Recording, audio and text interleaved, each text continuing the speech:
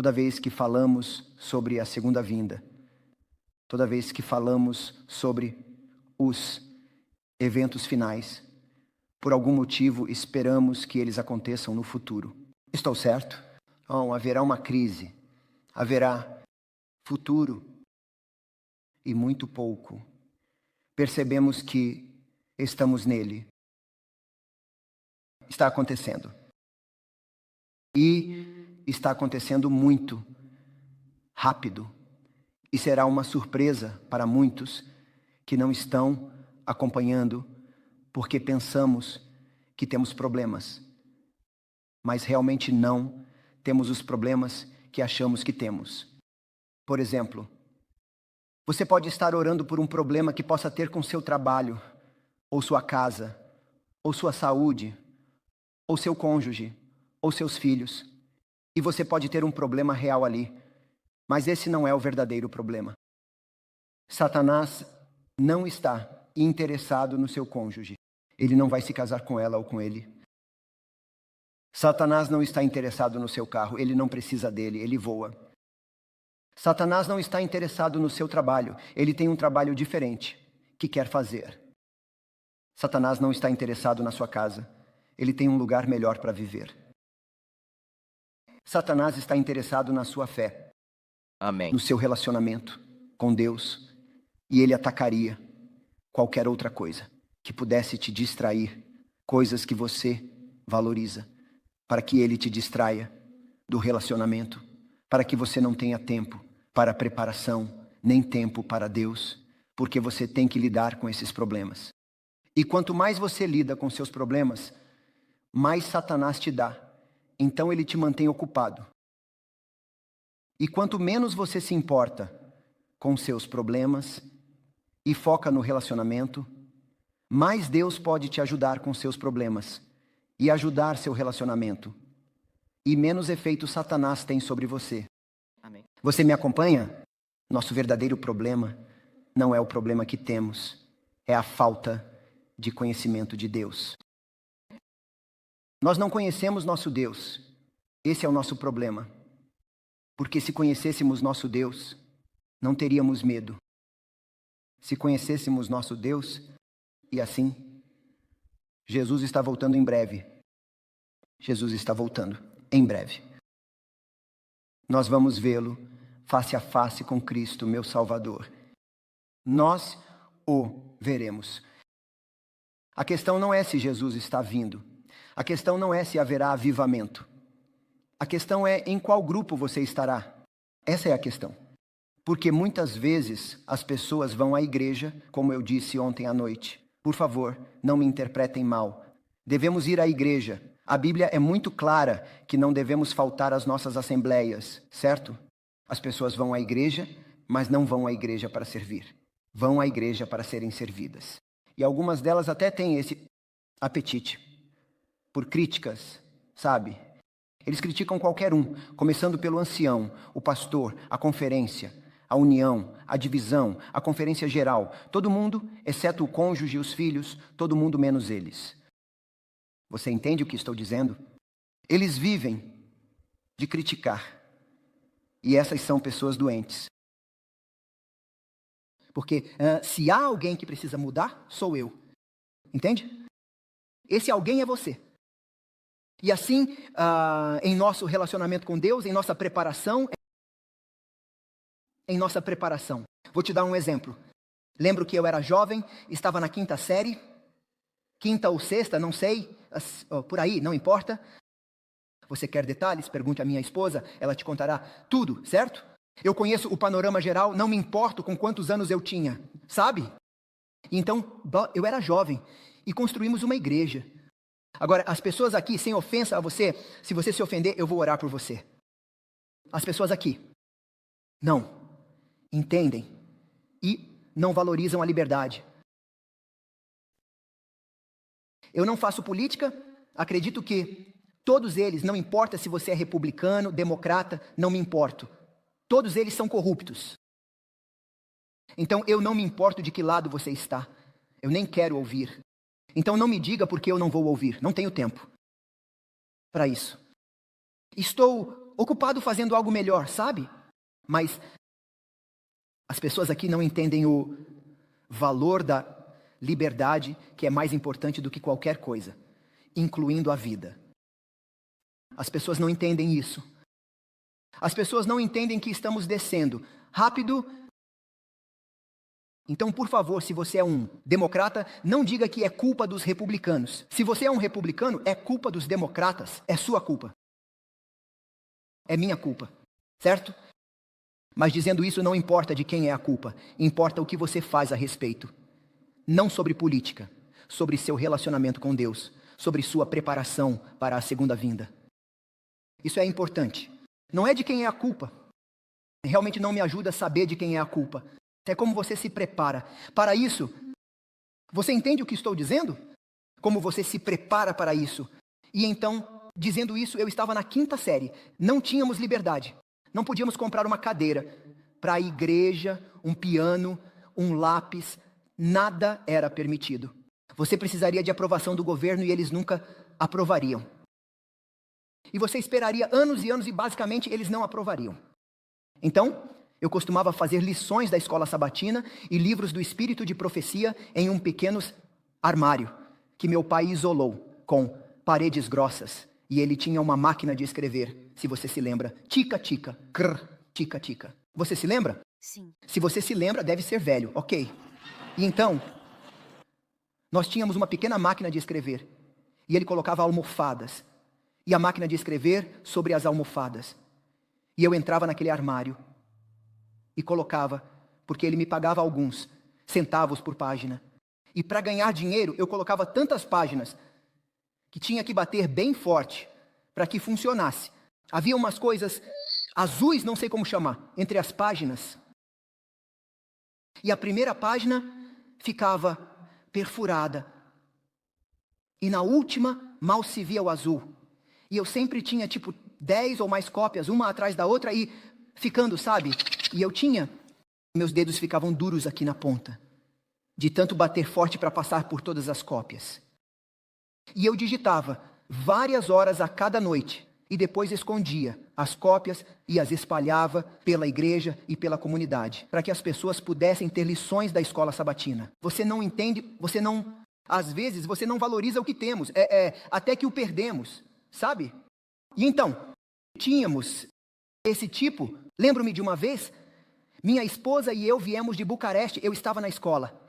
E eu fui ao Ministério do Comércio, ou Agricultura, não me lembro o que era, e fiz algumas cópias xerox. Lembro-me quando a senhora, basicamente eu, não tinha mais copiadora, e tive que continuar no ministério, para fornecer livros às pessoas. E então eu perguntei, quem tem direitos autorais? Ninguém. Porque todas as especificidades de cada copiadora eram contra a lei ter uma. Se te pegassem, você iria para a prisão. E todos aqueles que foram aprovados, as especificidades daquela máquina específica estavam com a polícia. E se eles pegassem um panfleto, pegariam as especificidades e saberiam exatamente em qual copiadora todos copiaram, e essas pessoas iriam para a prisão. Então eu disse, quem tem uma? E ninguém olharia lá. Então eu disse, se você for ao Partido Comunista, ninguém vai olhar lá, então vou direto a eles para fazer as cópias. E eu orei, e fui ao Ministério de, seja lá o que fosse, Agricultura, acredito. E estava observando em frente ao portão. Estava observando. E as pessoas entravam. E eu observava o crachá. E então vi uma senhora e disse, ela é secretária. Ela não fala diretamente como um comunista. Ela não anda assim, como alguém que limpa o chão. Então, ela é a secretária. Então eu aprendi o nome dela e fui com um buquê de flores. E o guarda na porta disse, quem é você? Eu disse, bem, eu vou para tal e tal pessoa. E eu disse o nome dela. E eu mostrei as flores. Eu disse, isto é para ela. Quer me parar? Chame-a. E o cara disse, não, vá. Então eu entrei no prédio e não fazia ideia de que direção seguir. Então eu fui para a esquerda e alguém disse, o que você está fazendo aqui? Eu disse, eu vou para a senhora tal e tal. E ele disse, é na outra direção. Você não conhece o caminho? Sim, eu só estava indo ao banheiro primeiro. Então eu dei a volta e encontrei a porta com o nome dela. Bati na porta. Ela disse, entre. Então eu entrei e ela olhou para mim e disse, quem é você? Como você entrou neste prédio? E eu sussurrei. Eu disse, eu quero copiar alguns livros religiosos. E ela ficou pálida e disse, você me coloca na prisão, eu perco minha liberdade, minha vida, minha família e meu emprego, saia antes que eu chame a polícia. E eu disse, bem, você tem duas opções. Ser uma bênção para Deus e receber a bênção.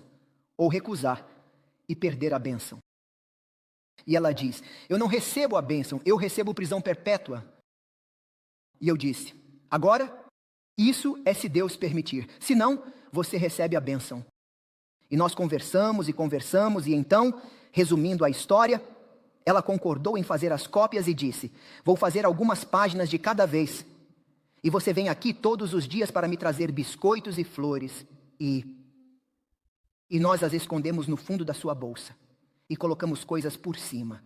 E todos os dias, eu carregava cópias. E então pegava o trem. E ia de Bucareste para Severin. E na mala eu tinha cópias de livros. E eu me lembro que tínhamos um bebê. E eu colocava, você se lembra? Das fraldas que você não eram de uso único, você tinha que lavá-las. Eu colocava fraldas sujas, literalmente cheias, se você entende o significado. Não lavadas, não esvaziadas. Apenas pense um pouco. Eu colocava um pedaço de plástico sobre os livros. E depois, fraldas sujas. Porque a polícia nos controlava. Então, quando eu descia do trem, a polícia me parava e perguntava, o que você tem aí? E eu dizia, verifique.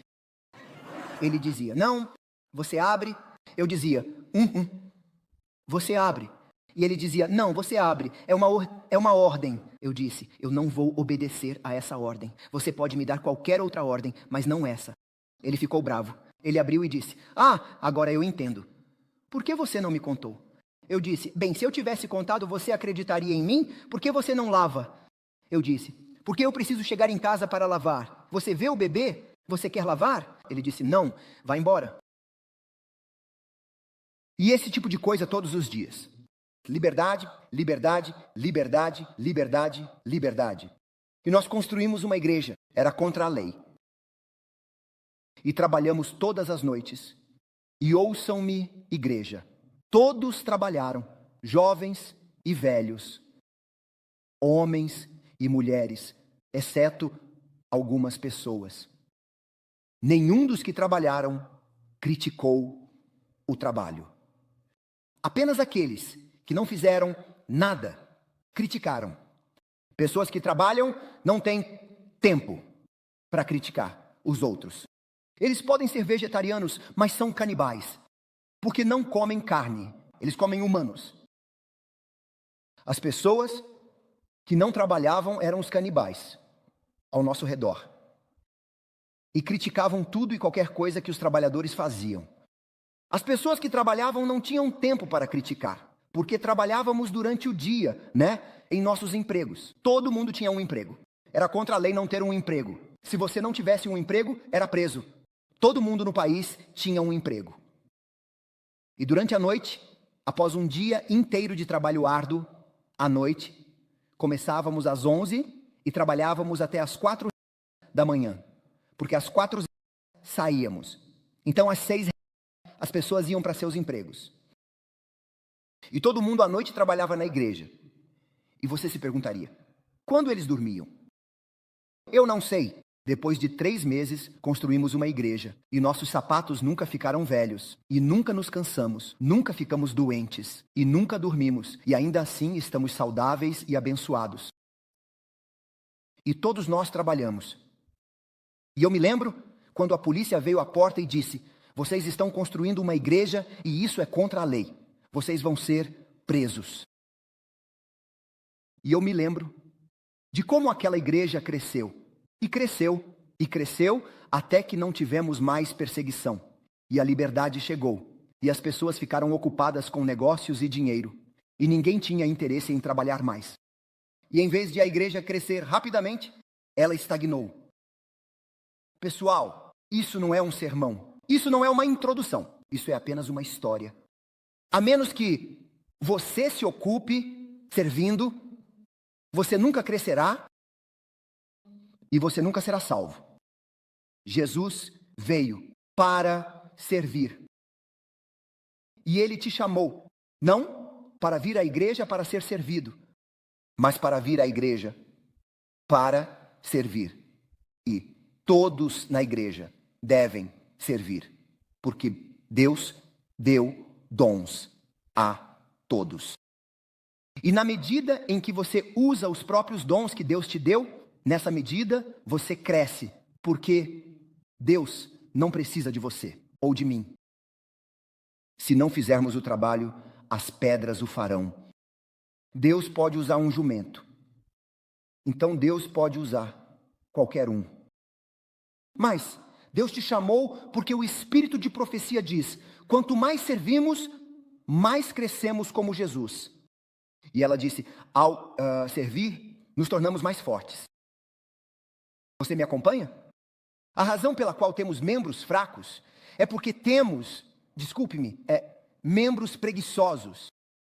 Membros fortes são as pessoas que trabalham.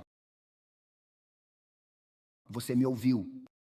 Então não me diga que você é muito jovem, muito doente, muito pobre, pouco instruído, muito velho. Não existe tal coisa. Qualquer um pode fazer algo. Fique ocupado e faça isso. Ok? Reúnam-se, orem, planejem, trabalhem. Porque quanto mais você serve, mais você é abençoado. Ok? Então, vamos começar o sermão. Eu queria dizer com a história que comecei. Nós construímos uma igreja. Deixamos a parede da frente. A igreja antiga estava uma bagunça. Pessoas boas, mas nem tínhamos banheiros. Os banheiros as paredes eram de compensado que estava podre na parte de baixo. Você entrava no banheiro e não havia assento sanitário. Era um buraco no chão. Você já ouviu algo assim? Que eu era criança e olhava naquele buraco e via algo pequeno se movendo e pensava, uau, e tinha medo de cair no buraco, sabe? E então, eu sempre ficava meio hesitante em ir ao banheiro. E se o chão desabar e eu cair? Sim. Quem vai me salvar, sabe? E eu me lembro que deixamos a parede da frente escorada para que não caísse.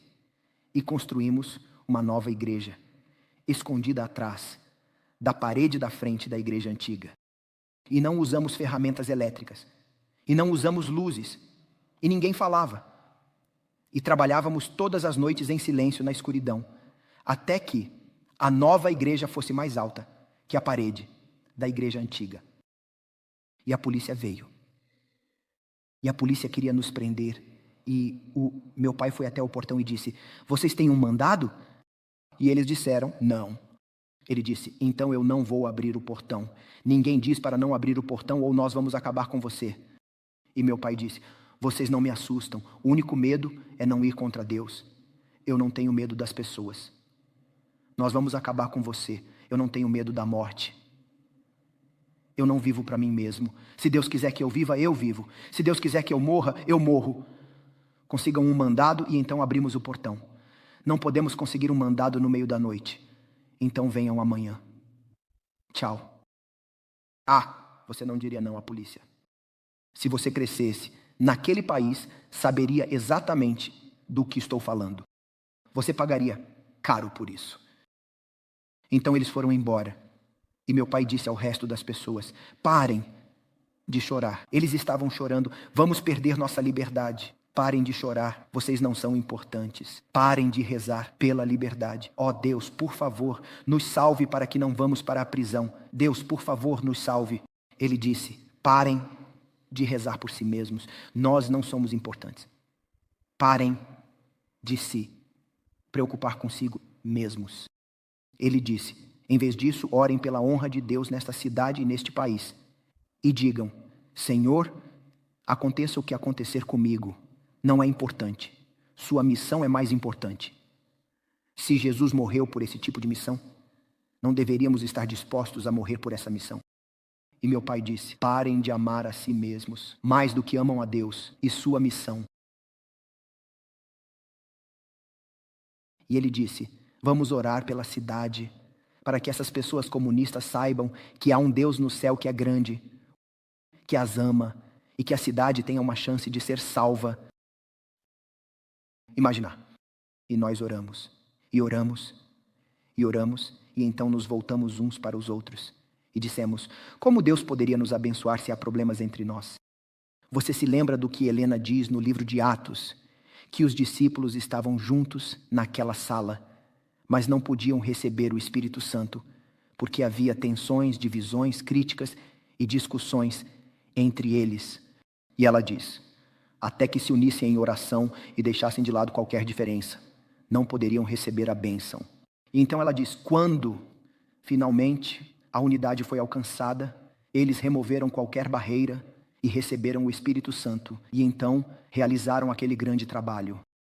E assim percebemos que ainda havia problemas porque havia uma família que criticava a outra família, e essa família estava criticando de volta. E então meu pai foi até eles e disse: por favor, me perdoe.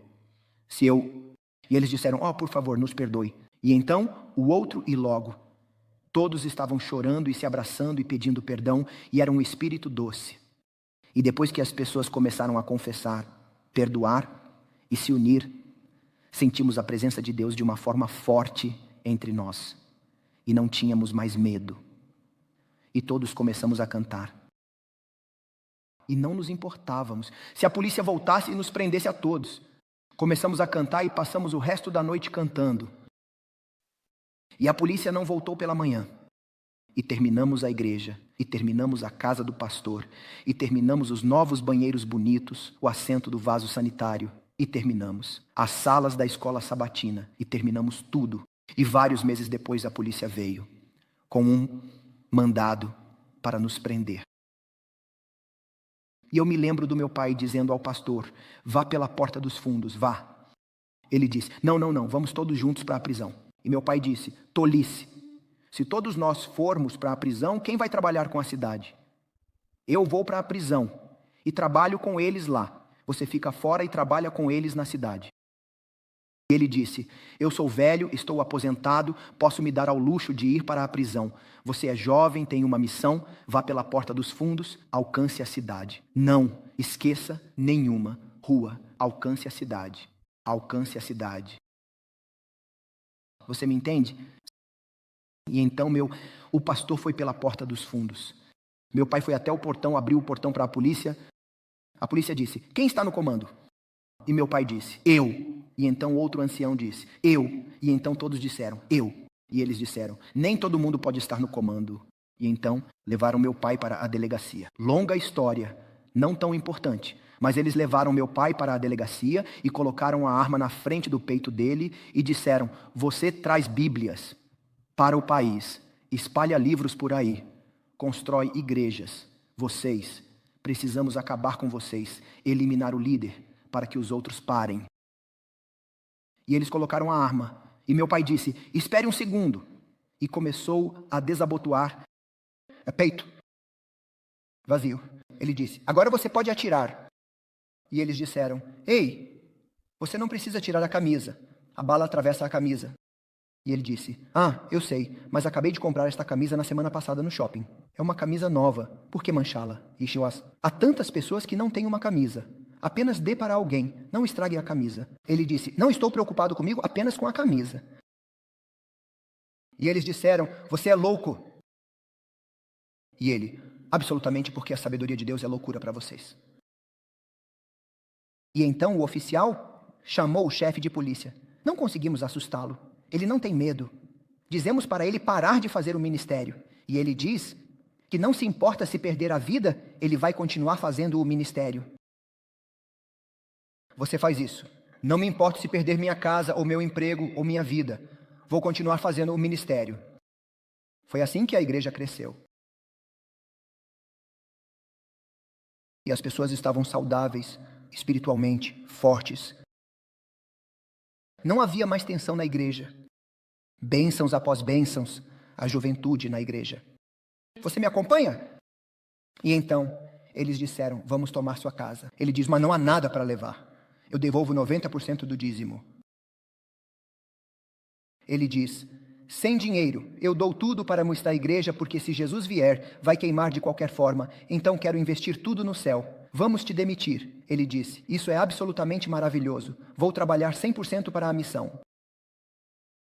E eles disseram, vamos te matar. Ele disse, isso é tão bom, vai levar um segundo, e eu verei Jesus. Então eles chamaram o prefeito. Você pode conhecer a história dos meus sermões e disseram, o que devemos fazer? E o prefeito disse, execute-o. E o prefeito assinou a ordem. Então eles disseram, precisamos te matar. Ele disse, ok, deixe-me orar, e então vocês podem me matar. Então ele colocou a mão em volta do policial e disse, Senhor, eu o perdoo, e peço que o perdoe, e peço que lhe dê um lugar no céu ao meu lado para que sejamos vizinhos. E então ele disse, agora você pode me matar. E o oficial diz, cara, você torna isso realmente difícil.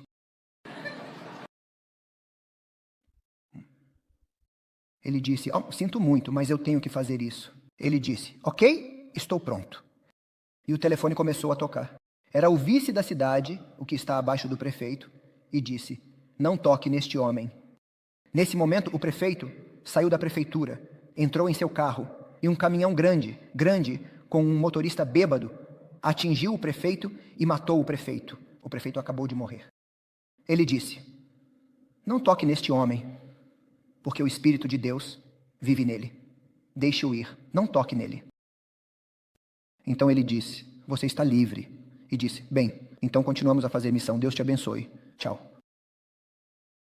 Então meu pai voltou para casa e eu perguntei a ele, como você sabia que Deus iria te salvar? E ele disse, filho, você não entende Deus e você não entende religião. Eu disse, do que você está falando? Ele disse, eu não sabia, mas não me importava. Esse não é o ponto. Tudo o que me importa é servir a Deus e amá-lo. Eu nunca penso em mim mesmo. Por que você pensa tanto em si mesmo? Ele disse, você está adorando a si mesmo? Por que você pensa tanto em si mesmo? Então, voltando ao nosso assunto. No que você está pensando? Com o que você está se preocupando? Pelo que você ora? Porque isso é o que você adora. O que quer que te estresse? Isso é o que você adora. Se você está estressado com sua saúde, ou seu trabalho, esse é o seu Deus. Você deveria estar estressado com seu relacionamento com Deus e com a missão. Esse deveria ser o seu estresse. Porque quanto mais você se preocupa com Deus, mais você cresce. Quanto mais forte você for, mais Deus pode te transformar. E não apenas te fazer crescer, mas te usar para influenciar os outros. Você nunca terá qualquer efeito sobre sua família, seus vizinhos ou sua comunidade, a menos que você esteja totalmente voltado para Cristo. Você não pode dizer a ninguém para entregar sua vida a Jesus.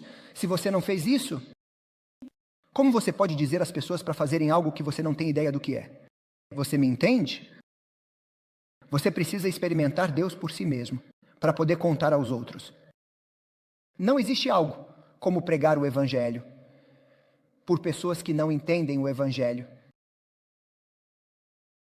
A menos que você caminhe com Cristo, você não pode ajudar ninguém a caminhar com Cristo. Somente a sua história pode ter influência sobre alguém. Você nunca levará ninguém mais longe do que você está. E assim, Deus está nos chamando para sermos sérios sobre isso, para parar de brincar de igreja e amar Jesus com toda a nossa mente e todo o nosso coração e toda a nossa força e todos os nossos dons e todo o nosso tempo, sem reservas, compromisso total para amá-lo a qualquer preço. Porque somente à medida que nós, e as pessoas dizem que, mas eu amo Jesus, mas ainda tenho um trabalho. Eu tenho, sim, e você deve ter um trabalho, mas não deve colocar o trabalho em primeiro lugar. Amém. Você deve colocar Deus em primeiro lugar. Amém. Porque se você não tem um Deus, seu trabalho não te ajuda. Qual é o benefício de ter um trabalho ou ter uma casa? Ou ter saúde, se você não tem Deus? Qual é o sentido? Então nos tornamos os mais miseráveis. As pessoas mais perigosas na sociedade não são nossos inimigos. São as pessoas da igreja que não têm um Deus. Eles representam mal a Deus e limitam o trabalho de Deus na comunidade. Eles são aqueles que causam mais danos à causa de Deus. Pessoas que vão à igreja e não têm Deus. Eles só têm a teoria. Então, me ouçam, igreja. Precisamos parar de brincar de religião. E precisamos estar totalmente dentro ou totalmente fora. Amém. Amém. Não há benefício em estar na igreja se você não estiver totalmente comprometido. Totalmente dentro. Ou vá para casa. Quando você tem... A Bíblia diz, dê-me um. Você se lembra do versículo? Dê-me um. A Bíblia diz, os olhos do Senhor estão de um lado para o outro, leve. De um lado para o outro, sobre a terra, procurando por alguém que esteja totalmente comprometido. E Deus pode usar essa pessoa para transformar o mundo. Um Moisés. Moisés não era um super-homem, usando super cola, dirigindo super carro e comendo super alimentos. Não. Moisés era um ser humano como você e eu. Na verdade, era um homem muito irado, um homem de temperamento curto. Elias não era um super-homem. E você me acompanha? Mas totalmente comprometido. Deus te leva de onde quer que você esteja, mais ou menos educado, rico ou pobre, jovem ou velho. O compromisso total é o que Deus precisa. E Deus pega isso, e Ele pode transformar a comunidade, e Ele pode transformar o país, e Ele pode virar o mundo de cabeça para baixo, e Ele pode fazer coisas que nunca passariam pela sua mente, porque Deus é Deus, e Deus não tem limites. Nós o limitamos por causa da nossa falta de compromisso. Uma pessoa que está pronta para morrer por Deus, e Deus pode pegar essa pessoa e fazer coisas que você nunca nem sequer orou, porque Deus tem poder ilimitado. Amém. Nós o limitamos. Então Deus está te chamando. Ele diz, Jesus está vindo. Não há mais tempo para brincar. Compromisso total. Amém. Compromisso total. Ouça. Jesus está vindo, em breve. Quero que você volte 2000 anos. Vamos começar o sermão agora. Que horas são? A que horas devo terminar? Então ouça, Jesus está caminhando para Jerusalém. Quero que você imagine a cena. Nós apenas começamos o sermão agora, certo? Tudo o que fizemos foi apenas a introdução. Então, Jesus está caminhando para Jerusalém na última semana de sua vida nesta terra. E enquanto Jesus caminha, ele tem estado... Quantos anos os discípulos estavam fazendo o ministério? 3 anos e meio. Estou certo? Ok. Por 3 anos e meio. E pessoal, há pessoas aqui que sabem muito mais história do que eu. E eu as amo e respeito muito. Então, eu posso estar errado com alguns pequenos detalhes, mas por favor, não prestem atenção aos detalhes. Ouçam a mensagem. Por 3 anos e meio, Jesus lhes disse incontáveis. Eu não sei quantas, incontáveis vezes, o Filho do Homem vai morrer. E uma vez Pedro diz, ó Deus, não permita. Você se lembra? Jesus diz, vamos para Jerusalém e eu vou morrer. E sobre o que eles falam? Quem vai estar à esquerda? E quem vai estar à direita? O primeiro-ministro e o secretário de Estado. Eles simplesmente não ouvem. Eles têm ouvidos, mas não ouvem. Pode ser, seja honesto, que você está na igreja. Como na política, as pessoas escolhem o que ouvem. As pessoas escolhem no que acreditar e distorcem para ouvir o que querem ouvir. E as pessoas filtram as coisas e distorcem as coisas, e as mentes das pessoas são tão sofisticadas e corrompidas. E estão tão distantes que nem sabemos mais porque nos acostumamos a estar distantes. E eles, o povo de Deus, não falamos sobre a grande multidão. Agora falamos sobre os discípulos, os mais próximos, os mais dedicados na igreja. Eles não entendem. Você pode estar na igreja e ainda assim não entender? Quando Deus fala com você, você pensa que entendeu e está distante. Pode ser na igreja e longe. Pense sobre isso. Este não é o momento de julgar ninguém.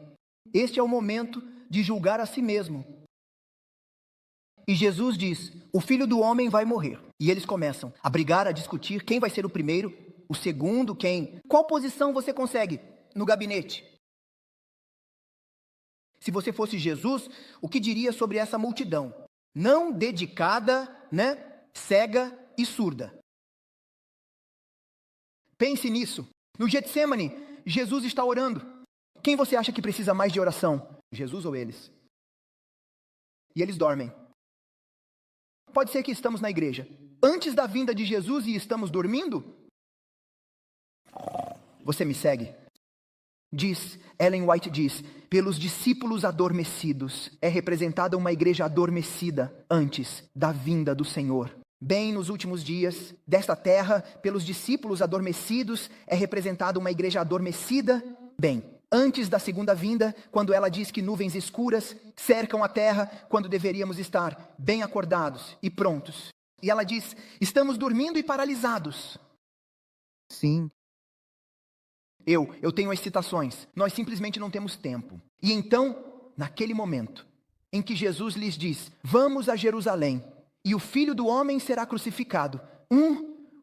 Eles não entendem. E o que eles estão esperando?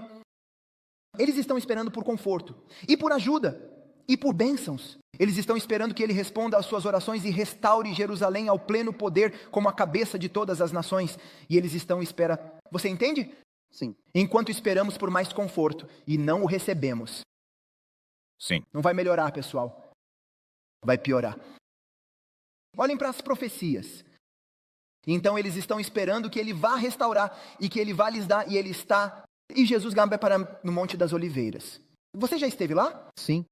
Muitos de vocês já estiveram, amém. Obrigado, Dr. Gain. É bom ver você. E então você para lá e olha para baixo. E eu provavelmente não descrevo direito, mas de forma geral. Você desce o Monte das Oliveiras. Há um cemitério lá. E você desce e está o Jardim do Getsemane. E no Jardim de Gê. Quantos de vocês já estiveram no Jardim do Getsemane? Muitas oliveiras. Você se lembra? Algumas delas grandes, antigas. Essas árvores antigas, algumas delas têm 2000 anos ou mais. Jesus orou debaixo de uma dessas árvores. Então, quando eu estava lá, eu não sabia debaixo de qual árvore Jesus orou. Então, eu literalmente orei debaixo de cada uma até terminar, para ter certeza de que orei onde Jesus orou. Sim, eu fiz isso. E Jesus orou lá. Então, Jesus para no topo da montanha, que não é uma montanha, é uma grande colina. Você desce e depois sobe e lá está, Jerusalém. E é o pôr do sol. E você se lembra do que o espírito de profecia diz, que quando o sol atinge Jerusalém, e o mármore e o ouro, você se lembra da descrição que Ellen White dá? Brilha, de tal forma que cega, com a glória e a beleza. E os discípulos, com um pouco de orgulho nacional, mostram a Jesus. Veja, o templo, um dos milagres do mundo, é o lugar onde a glória Shekinah estava, Deus mesmo viveu aqui. Os 10 mandamentos escritos pela própria mão de Deus, é aqui, que Deus falou conosco, este é o centro da verdade, a verdadeira religião. Este é o centro da terra. Sem mencionar que esse lugar era literalmente um bom ponto comercial estratégico entre todos esses países. E assim, eles mostram a Jesus com orgulho nacional o templo e o quê? E eles esperam ser restaurados, como esperamos isso e aquilo e aquilo. E o que Jesus lhes diz? Eu lhes digo a verdade. não ficará pedra sobre pedra. E para eles isso é inconcebível, é? É impossível. Eles disseram, não. E Jesus diz, eu lhes digo a verdade. E para eles, isso é o fim do mundo. É o fim da nação deles, é o fim de tudo. Então eles dizem, diga-nos quando isso vai acontecer e como vai ser e qual é o sinal do fim. Então eles confundem os dois eventos. Sim. E Jesus fala sobre ambos. Você se lembra da história. E como? Jesus ele começa com terremotos? Não. Ele começa com guerras? Não. Ele diz que este é apenas o começo, em todos os 3 livros. Se você for a Mateus 24 e 25, se você for a Lucas 21 e Marcos 13, como ele começa? Preste atenção. O que isso significa? Preste atenção. Tenha cuidado para que ninguém os engane. Isso é importante, porque haverá falsos cristos e falsos profetas e falsos sinais e falsos milagres. Basicamente, Jesus diz a eles, tenham cuidado, porque o maior perigo não são os terremotos ou a economia o maior perigo pode estar talvez bem dentro da igreja. Pessoas que não acreditam mais na Trindade. E devemos amar as pessoas, mas isso não significa que devemos aceitar qualquer coisa. Precisamos nos firmar na Bíblia. Amém. Amém. Pessoas que não acreditam mais na criação de 6 dias, 7 dias por semana. Pessoas que não... Você me acompanha? Não acreditam mais no santuário. Pessoas que não mais... Pessoas que prestem atenção, para que ninguém os engane, porque muitos virão em meu nome e dirão. Você se lembra? Jesus diz, prestem atenção. Agora, se você pensar sobre isso, você nunca, jamais precisaria me dizer, venha comer. Porque assim que eu sinto o cheiro da comida, eu venho. Por que você diria a eles, prestem atenção, se eles já estivessem prestando atenção? Você diz a alguém para vir comer quem não vem. Você diz a alguém para prestar atenção, quem está distraído. Deixe-me dizer, eu amo Deus, e amo minha esposa, e amo minha família, e não amo coisas. Mas há uma exceção. Eu amo minha caminhonete. Eu tenho uma F250. Essa caminhonete é quase como estar perto do céu. Essa caminhonete, quando você está lá em cima, você se sente bem. E ela tem 10 marchas, e pode ser grande, mas é rápida e tem conforto. Na verdade, minha caminhonete tem massagem nos bancos. Quando estamos na caminhonete, minha esposa a liga e ela diz, é muito bom. Eu gosto da minha caminhonete. Agora, alguns dos homens entendem do que estou falando, a linguagem que estou falando agora. É um vírus no sangue quando você fala sobre caminhonetes e motocicletas.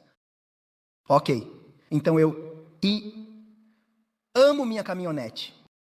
E em setembro, eu deveria falar em uma das nossas reuniões ministeriais. E estou pronto. Estamos no centro de convenções. Eu nunca estaciono minha caminhonete onde as pessoas estacionam, porque as pessoas não se importam e abrem a porta e arranham minha caminhonete. E minha caminhonete não tem um arranhão. Está limpa e brilhante. Eu a limpo. E então eu a estacionei longe, sozinha, no estacionamento onde não havia outra caminhonete. Na verdade, no final do estacionamento, para que ninguém fosse, no canto mais remoto do estacionamento, apenas para garantir que ninguém tocasse nela. E assim, eu cuido desse bebê. Eu a limpo, eu a faço brilhar, eu a lavo, você sabe? E então, eu tenho lenços Clorox na caminhonete. Se alguém tocasse nela, eu desinfetaria imediatamente. De qualquer forma, Sim, então eu estava pronto para pregar. Eu orei. Eu me levantei, fui para a frente, abri a boca e, bem na hora de dizer a primeira palavra, a polícia chega à porta. Diz: Senhor Goya, precisamos de você lá fora. Houve um incidente. Eu disse: eu? Por quê? Houve um acidente em que você esteve envolvido. Eu disse: como posso estar envolvido se estou aqui? Eles disseram: bem, seu caminhão esteve envolvido. Eu disse: meu caminhão está estacionado, bem longe. Eles disseram: sim, seu caminhão está destruído. Não. Meu estômago virou do avesso e minhas orelhas ficaram vermelhas. E comecei a sentir vontade de comer alguém vivo. Eu disse: acalme-se, conte até 10. Eu precisaria contar até 1000 para me acalmar, mas de qualquer forma. E então eu segui a polícia no estacionamento. E entro no estacionamento. E o caminhão, tão grande quanto é, um F-250, tão pesado quanto é, um caminhão grande, saiu do lugar. E estava amassado e destruído. Porque um homem mais velho saiu do centro de convenções e não parou. Ele entrou na rodovia sem parar na placa de pare e bateu em um Honda que estava a 60 milhas por hora por trás. Aquele Honda começou a girar. Bateu no meio-fio, bem onde a estrada viraria à esquerda. Bateu no meio-fio, voou para o lado, calçada, e atingiu a traseira do meu caminhão. Bateu no caminhão tão forte que toda a frente do Honda desapareceu e moveu o caminhão. Entortou a roda e amassou a traseira e simplesmente... Quando vi o caminhão, pensei que era o fim do mundo. Eu senti dor e lágrimas, e eu estava tremendo e fiquei sem palavras. Eu esqueci do sábado, esqueci do sermão, esqueci até do meu nome. Eu esqueci de tudo. Eu estava vendo estrelas azuis na frente dos meus olhos e me sentindo com raiva e deprimido. E a polícia disse: agora você precisa ficar aqui, porque vamos fazer um relatório e precisamos fazer algumas perguntas. Eu disse: o que vocês querem me perguntar? Eu não estava aqui. Eu não faço ideia do que aconteceu. Bem, nós vamos te contar o que aconteceu. Vai levar cerca de 2 horas até terminarmos. E naquele instante, Deus falou na minha mente e disse: Satanás, ataca o que você mais ama para te distrair da sua missão. Eles estão esperando lá dentro para você pregar e você está focando no caminhão que vai queimar no fogo. Você não o leva para o céu. Eu gostaria de poder, porque meu caminhão nunca pecou. Meu caminhão é sagrado. Mas eu não vou levá-lo para o céu. E Deus falou na minha mente: no que você está focando? No que você está focando? E então, eu disse à polícia, façam o seu trabalho, façam o relatório, mas você precisa estar aqui. E se você não gostar do relatório, o quê? Eu disse: eu não me importo. O que acontecer, aconteceu. Estou nas mãos de Deus. Faça seu trabalho. Vou voltar para dentro e fazer o trabalho que Deus me chamou para fazer. Amém. E foi realmente difícil desistir. Mas eu coloquei nas mãos de Deus. Eu fiz uma oração na minha mente: Deus, eu coloco meu caminhão em suas mãos. Faça o que quiser. E eu entrei e disse: e agora estou pedindo a você para tirar minha atenção dessas coisas que tendem a me distrair da missão e me ajudar a focar totalmente no seu trabalho. E eu comecei a pregar e esqueci completamente do caminhão. Resumindo, não é importante. O caminhão não é a história. O foco é a história. Resumindo, eles não conseguiram consertá-lo. Eles gastaram milhares e milhares e milhares, 23 mil no final. E ainda assim o caminhão fazia isso e... Então, eventualmente, eles me deram uma quantia enorme, que me ajudou a comprar um totalmente novo, sabe? Que era ainda melhor. Mas o ponto não é esse. O ponto é, pessoal, que que Jesus diz, prestem atenção, fiquem atentos. Não se distraiam. Jesus está vindo. Se você a vida toda vai à igreja e nos momentos em que deveria estar bem acordado, se distrai com isso e aquilo, você perdeu tudo. E Jesus vai dizer, eu não te conheço. E essas são as palavras mais terríveis que você pode ouvir na história do universo. Somos chamados a estar totalmente focados. Somos chamados a prestar total atenção a Deus e à oração, ao estudo e à missão. Somos chamados a nos entregar 100% e nos comprometer 100%. Ellen White diz, a razão pela qual não nos entregamos. E eu tenho a citação, é linda. Ela diz, porque temos medo do que pode acontecer conosco se nos entregarmos completamente. Estamos preocupados com nós mesmos. E ela diz, porque assumimos para nós coisas que Deus prometeu cuidar. E assim, ela diz, Deus não pode agir. Preste total atenção, porque Jesus está vindo. E assim, a esse respeito, Jesus diz, entre aqueles versículos da Bíblia, quando você vê a abominação da desolação, você se lembra? Você já se perguntou o que isso significa? Porque sempre, 100% na Bíblia, sempre que há abominação, a desolação. Elas nunca vêm sozinhas, elas vêm apenas juntas.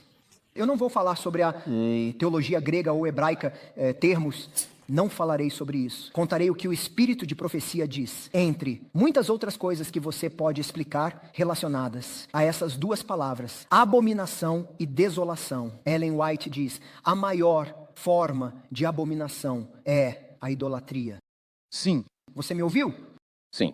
Entre muitas outras coisas, que eu não tenho tempo para explicar agora, pelo menos algumas delas que eu estudei. Entre muitas outras coisas, uma delas em que estou focado agora, ela diz, a maior forma, entre outras coisas, é a idolatria. E ela diz, não precisamos ter ídolos de ouro ou pedra.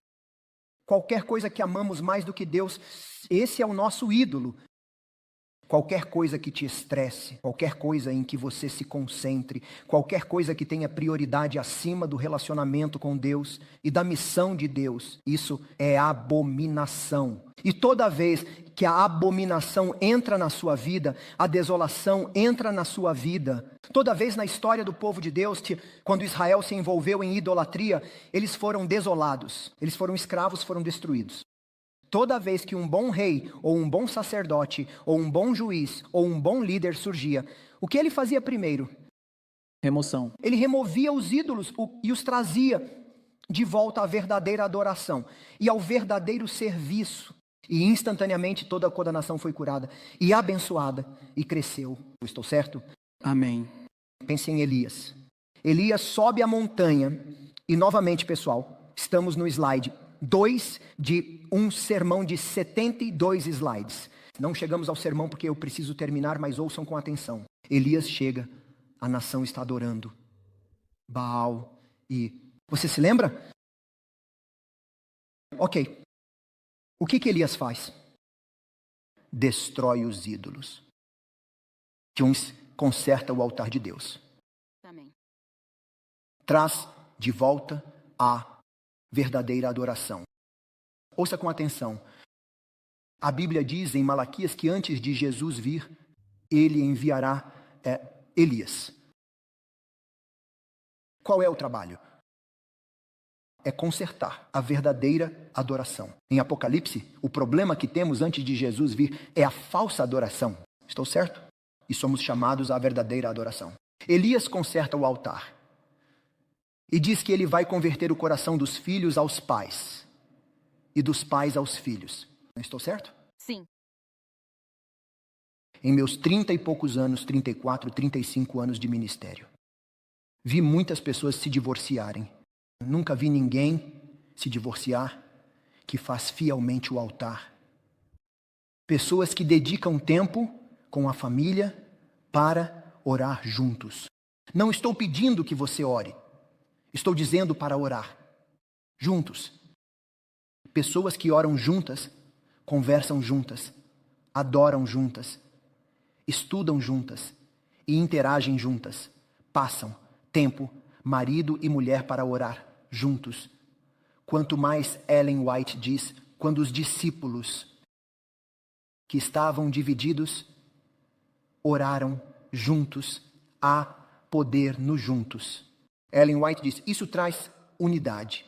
Isso traz unidade. Ela diz, no livro Atos dos Apóstolos, se você ler da página 34 até a página 52, ela disse, quando eles oraram juntos, ela diz, orar juntos nos aproxima de Deus e uns dos outros, e elimina qualquer dissensão, qualquer barreira e qualquer divisão. E ela diz, quanto mais eles oravam juntos, mais amavam a Deus, e mais a presença de Deus vinha entre eles. E mais eles se amavam, e mais se entendiam, e paravam de brigar e julgar uns aos outros, e se tornavam um, em perfeita unidade. Assim, ela diz, cumprindo a oração de Jesus em João 17, onde ele diz, eu oro, para que assim como você e eu somos um, a igreja também seja uma, perfeita unidade.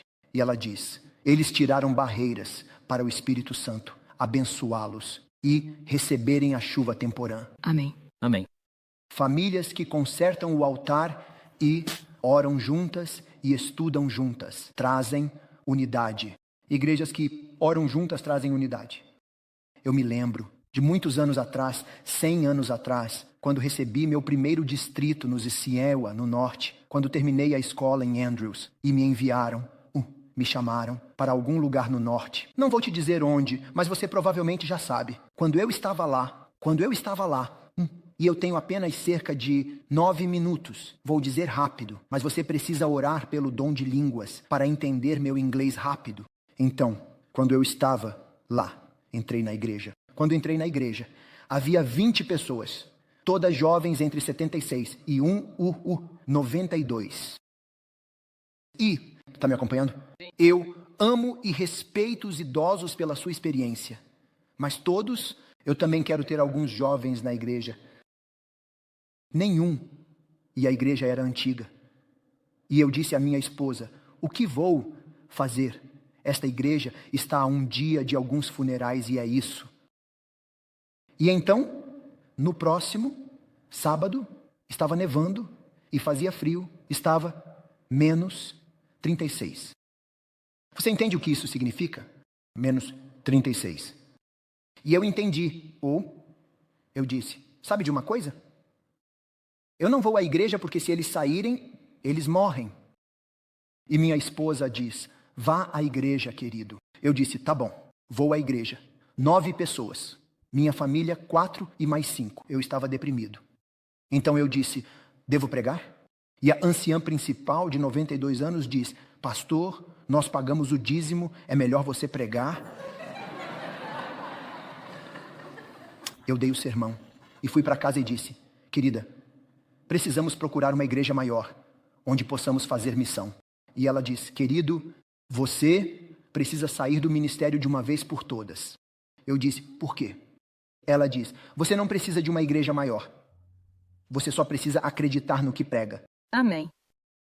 Eu disse, querida, pare de me corrigir. Eu sou o pastor, você não entende. Ela disse, eu entendo. Você é que não entende. Não. Eu disse, o que você quer dizer? Ela disse, você disse a eles que se as pessoas orarem juntas, há poder. Amém. E ela disse, você realmente não acredita que isso seja possível? Eu disse, eu acredito, só que não aqui. E ela diz, esse é o problema. Você é o problema. Uau. Você é o problema, querido. Então eu voltei para aquelas 5 senhoras idosas e doentes e disse, vocês querem orar juntas? Oh, sim, pastor.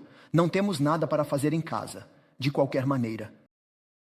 Eu disse, ok. E ela disse, pastor, nos vemos amanhã de manhã, às 4:00 AM. Eu disse, o quê? Bem, não conseguimos dormir de qualquer forma.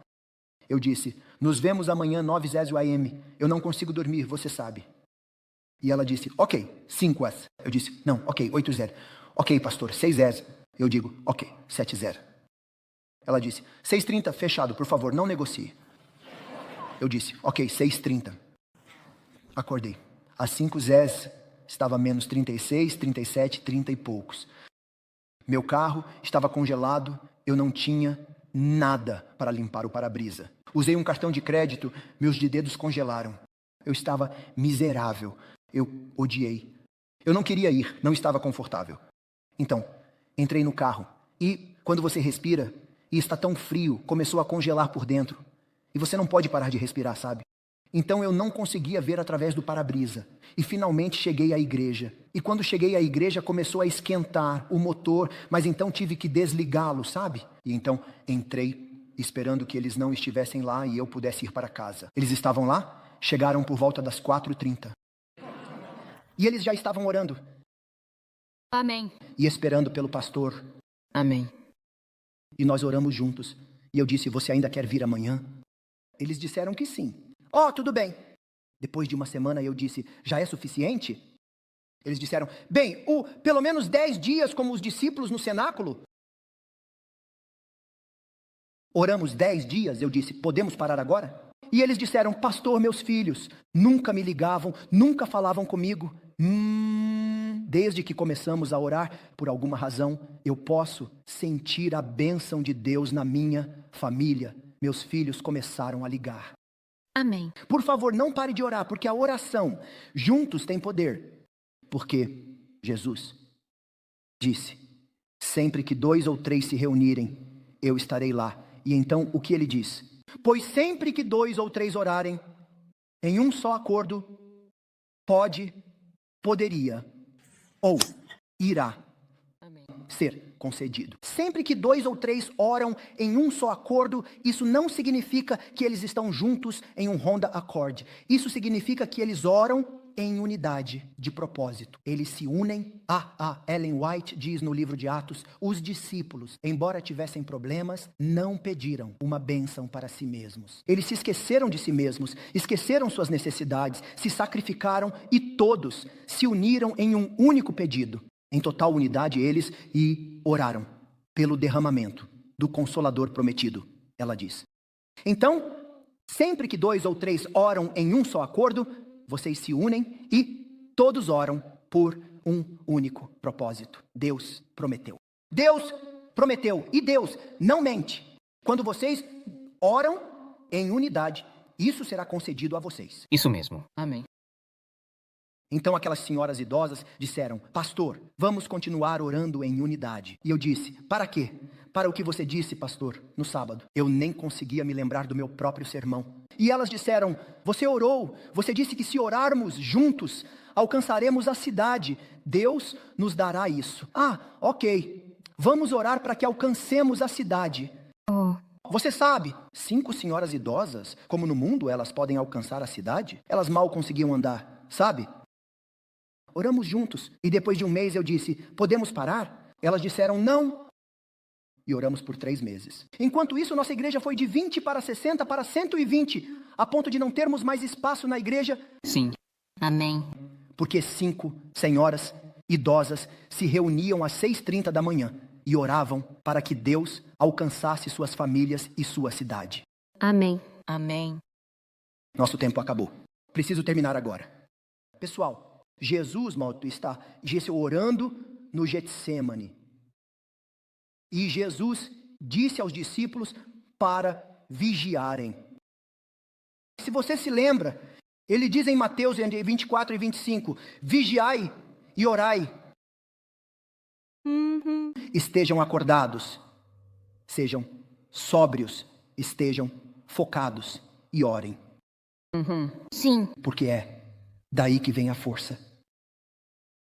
E se... Apenas me ouça.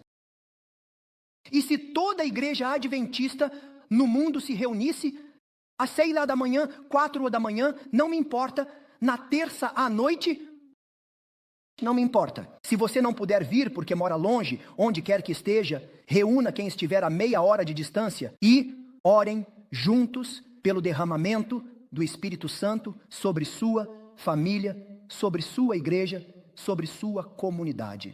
E se todos nós abríssemos mão do conforto e nos reuníssemos e disséssemos: Jesus está vindo, não há mais tempo para brincar. Vamos orar juntos para que Deus nos cure, que Deus nos abençoe, que Deus nos encha com o Espírito Santo em rica medida da chuva serôdia e que Deus nos dê não a cidade, não a nação, o mundo. Amém. Porque, veja, não há nada grande demais para Deus. Amém. E se todos nós fizéssemos isso, você consegue imaginar o que Deus faria? Amém. Olhe para os discípulos, um punhado de pessoas, sem dinheiro, perseguidos, sem mídia, sem Facebook, sem celular. E Ellen White diz que, rapidamente, eles fizeram através do poder do Espírito Santo. Ela diz: o que não fariam em toda a vida. E então ela diz aquelas grandes palavras: eles viraram o mundo de cabeça para baixo. Amém. Amém. É isso que Deus está prestes a fazer. E eu posso contar histórias de todo o mundo onde avivamentos já começaram. E está acontecendo, e Deus está fazendo isso, e Deus vai fazer isso, e a chuva serôdia virá. Sem dúvida. A única pergunta é: você vai fazer parte disso? Amém. Então Deus está chamando você especificamente para levar isso a sério. Amém. Vigie, ore, permaneça firme na palavra para que ninguém te engane. E sirva, faça a missão que Deus te deu. Deus nos deu uma missão. Nós não somos um clube. Amém. Nós somos um movimento. Somos chamados para alcançar o mundo. Amém. Amém? Amém. Vamos passar. Faça uma oração, porque meu tempo acabou. E precisamos continuar, sabe? Precisamos passar pelas emoções. Mas, pessoal, se você sentir que o Espírito Santo está falando com você, responda. Amém. Sim. A Bíblia diz: hoje, se ouvirdes a sua voz, não endureçais os vossos corações. Ellen White diz: ao procrastinar, ao adiar a decisão, ela diz: endurecemos nossos corações e nos tornamos insensíveis à voz do Espírito. Não procrastine. Não se preocupe com como você fará isso. Deus fará isso. Faça a sua parte. Amém. Comprometa-se com a oração, com o estudo, com o serviço, com a missão. Amém? Amém. Quantos de vocês... Você não precisa levantar a mão, a menos que queira. Quantos de vocês, querem se comprometer a começar diariamente uma nova vida de oração e estudo, altar familiar, igreja orando juntos, missão? Ou se comprometer totalmente? Quantos de vocês querem começar isso hoje? Amém. Deus abençoe você. Vamos orar juntos. Pai Celestial, reconhecemos que não podemos fazer isso com nosso próprio poder. Pai, pensamos em impossibilidades, em desafios, problemas que temos e falhamos em olhar para o seu poder e suas promessas. E Pai, por alguma razão, pensamos em métodos e estratégias e falhamos em pensar no Espírito Santo. Então, agora, nos comprometemos novamente. Mas reconhecemos que não podemos nem mesmo seguir nosso próprio compromisso. Então, por favor, ajude-nos a nos comprometer diariamente e a fazer em nós o que não podemos fazer por nós mesmos. Pai, oramos para que abençoe esta igreja e todos que estarão ouvindo agora ou mais tarde online também, com dedicação absoluta, total compromisso com a oração, com o estudo, com a missão, a tal ponto que o Espírito Santo possa operar em nós e através de nós, coisas além da nossa imaginação, não por nós, mas para a sua glória e para seu reino. Oramos em nome de Jesus. Amém. Amém.